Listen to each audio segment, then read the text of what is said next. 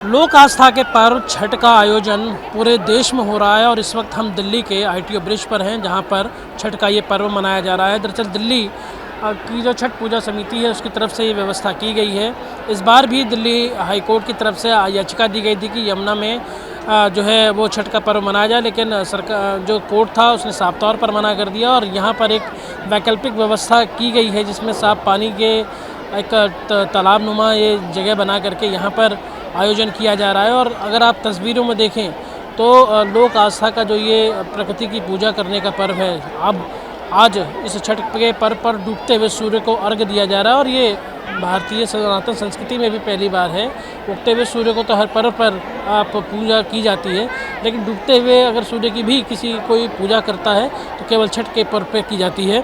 फिलहाल अगर आप यहाँ देखें तो हज़ारों की संख्या में जो घाट पर व्रतियाँ मौजूद हैं वो लोग पानी में उतर कर डूबते हुए सूर्य को अर्घ दे रहे हैं और दूसरी तरफ जो उनके परिजन हैं, सगे संबंधी हैं, वो यहाँ पर जो प्रसाद है, जो बेदी पूजा है, वहाँ पर वो लोग उपस्थित हैं। तो एक तैयारी की गई है यहाँ पर छठ के व्रत मनाने को लेकर के और जो उसकी तैयारियाँ की जा रही हैं और पूरी तरीके से यहाँ पर जो सुरक्षा व्यवस्था है वो भी चाक चौबंद की गई है। दिल्ली पुलिस ने एंट्री गेट पर पूरी तरीके से लोगों को ट्रैफिक एडवाइजरी जारी की थी कि सड़क पर कोई ना पहुँचे। कई लोग यहाँ पर मौजूद हैं। आप बताइए मैडम, आप यहाँ आई हैं छठ में, क्या आप मना रही हैं, घर का कोई और सदस्य? जी नहीं, मेरा घर का तो कोई नहीं है, पर हम लोग देखने के लिए आए हुए हैं। तो क्या देखने आते हैं ये छठ पर्व में जो सूर्य को अर्घ दिया जाता है ना, उसी को देखने के लिए आया जाता है। तो क्या कुछ समझते हैं आप लोग, इस पर्व का क्या मान्यता है?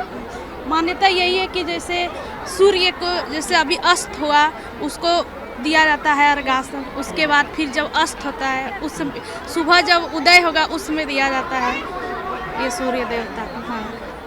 अच्छा, और भी कुछ महिलाएं हैं। मैडम आप बताइएगा, क्या आप छठ वगैरह का व्रत करने के लिए आई हैं, किसी के साथ आई हैं? किसी के साथ आए हैं। क्या कुछ देखते हैं आप लोग छठ के पर्व पर? छठ के पर्व पे बहुत कुछ देखने को मिलता है, कुछ नया सीखने को मिलता है। गांव-गांव से लोग यहाँ आते हैं ये देखने के लिए, इनका बहुत मान्यता है।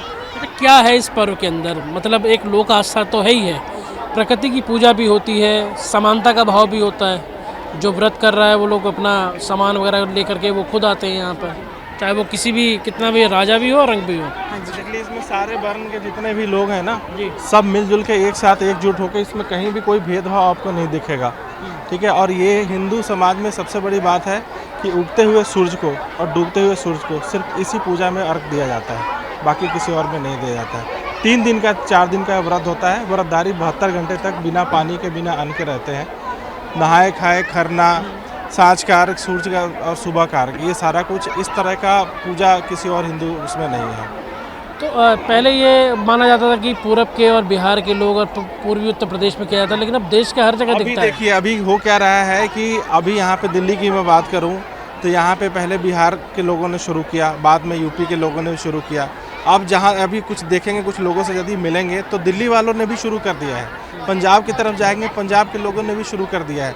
और जो लोग नहीं भी शुरू कर रहे हैं तो बगल में पूजा होते हुए देख के वो खुद ही आते हैं कि हमें भी घाट पे चलना है, हमें भी प्रसाद चाहिए। पार्टिसिपेशन बहुत ज़्यादा। तो ये ही इस पूरे छठ व्रत का था जो होता है पर्व, इसकी यही एक खूबी है कि जब लोग यहाँ पर सम्मिलित होते हैं तो एक सोशल जो बैलेंस होता है वो बनता है, लोग इसमें सामाजिक तौर पर शामिल होते हैं और इसको एक बेहतर तरीके से मनाते हैं। तो फिलहाल दिल्ली के इस आईटीओ ब्रिज पर हम मौजूद हैं और यहाँ पर डूबते हुए सूर्य को अर्घ दिया जा रहा है। इसके बाद जो कल जब सूर्य उदय होगा उससे पहले भी छठ व्रत करती हुई महिलाएं इसी तरीके से पानी में उतरकर उगते हुए सूर्य को अर्घ देकर अपना व्रत पूर्ण करेंगी। कैमरा पर्सन सचिन के साथ मैं लोकेश राय, भारत समाचार, नई दिल्ली।